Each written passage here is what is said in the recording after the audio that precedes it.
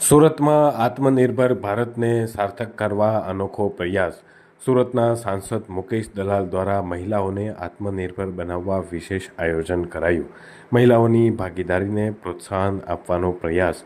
સમરસ મહિલા પંચાયત યોજના અમલી બનાવવામાં આવી.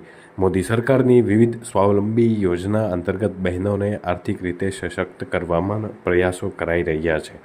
સ્વાવલંબન અને આત્મનિર્ભર બનાવવા વિશેષ આયોજન કરવામાં આવ્યું. આદરણીય વડાપ્રધાન શ્રી નરેન્દ્રભાઈ મોદી સાહેબના આત્મનિર્ભર ભારત 2047ના કાર્યક્રમના સંદર્ભમાં આજરોજ કૃષિ વિજ્ઞાન કેન્દ્ર ખાતે મેં મહિલાઓના માટે મસાલા બનાવવાનો ટ્રેનિંગના 3 દિવસના કાર્યક્રમનું આયોજન કર્યું છે.